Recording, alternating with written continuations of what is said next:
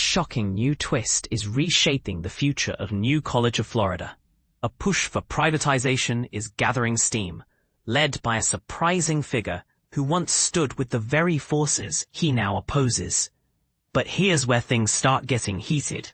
Nathan Allen, a graduate of New College and once a top strategist in President Richard Corcoran's leadership team, has emerged as the face of this movement. Not long ago, Allen helped implement Governor Ron DeSantis' sweeping conservative changes at the acclaimed Sarasota Liberal Arts School. However, his insider's view changed everything. Disenchanted by what he saw behind the scenes, he became convinced that the college's destiny cannot be left to the state's whims or the current administration's gambles.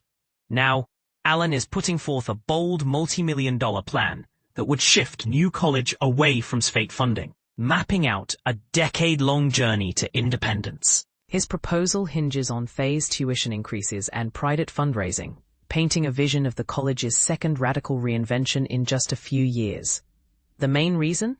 Allen contends the massive state investments fueling the recent conservative reforms are temporary and perhaps misplaced. If Tallahassee decides tomorrow to walk away, what happens to us? Allen asks, hinting at the frail thread connecting the college to its primary benefactor. The state government. His cautious campaign has been largely private, with Allen quietly rallying alumni, faculty, and influential community members. Yet, he's earned the backing of prominent supporters such as Nancy Parrish, known for resisting the DeSantis effort to move the Ringling Museum under New College's control, and Ben Brown, who stepped down as Alumni Association chair after concerns over the management of the school's $50 million endowment. Their endorsement underscores a growing sense of anxiety about the college's path. Allen's core argument. He says New College, originally a private institution, should never have joined the state system in the first place. Over time, he's seen mounting academic and discipline challenges, slipping test scores, declining classroom rigor, and a loss of what once made New College academically unique. In Ben Brown's words, the execution wasn't just poor, it was flat-out hypocritical. Allen's former boss, President Corcoran, however, isn't holding back in dismissing these ideas. Nathan Allen is a brilliant friend, but this one's a non-starter. We're honored to be #1 in the state university system and want to keep delivering a world-class liberal arts education to all. That's a view many will debate. It's worth remembering New College's special place in Florida's political landscape. Once a haven for free spirits and progressive students, it was thrust into the spotlight when Governor DeSantis replaced much of its leadership with his own appointees and installed Corcoran as president in 2023. What followed was swift and dramatic, axing diversity and inclusion initiatives, eliminating gender studies, and a strong push to build up athletics, a set of moves that alienated many faculty and inflamed alumni.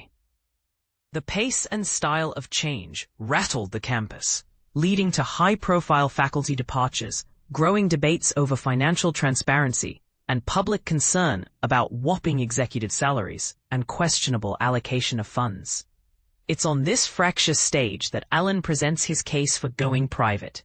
And this is the part most people miss.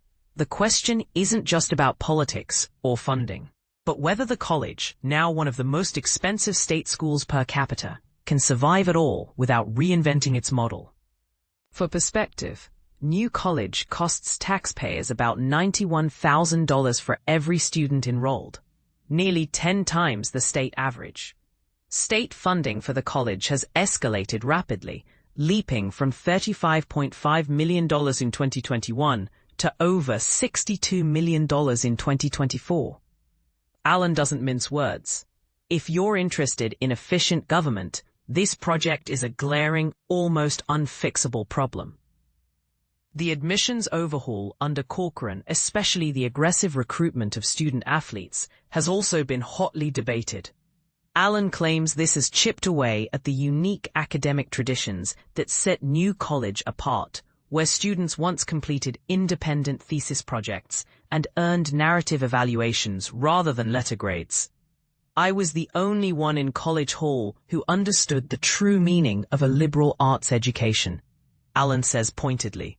His detailed privatization roadmap envisions a gradual phase-out of public support, relying on a $70 million fundraising jumpstart and increasing tuition to minimize state aid each year. A private institution with private funding can outperform a public competitor. This is a core American belief, he concludes in his presentation. Surprisingly, the privatization debate now finds unlikely supporters. In the past, many alumni and faculty would have fiercely resisted the idea of going private, cherishing the college's public mission and affordable tuition. Yet, the turbulence of recent years has eroded that resistance for some. One faculty member, requesting anonymity out of fear of backlash, confessed, "I've always treasured New College's accessibility. But can the college survive this?" These shifting attitudes stem partly from witnessing classroom changes since the influx of recruited athletes, more behavioral issues, less academic seriousness, and new management headaches. "We've never had to police this kind of behavior before," the professor added.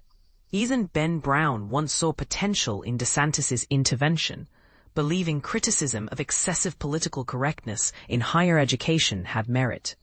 However, Brown turned when he saw speech being suppressed, censoring campus forums, stripping mailbox art, banning chalk drawings, and when his hopes for financial transparency were dashed. Now this circle of support for privatization has widened, reflecting widespread questioning of the school's direction. As Allen's proposal gains traction, it's less a fringe view than a sign that dramatic change may be needed. Still, the idea stirs controversy.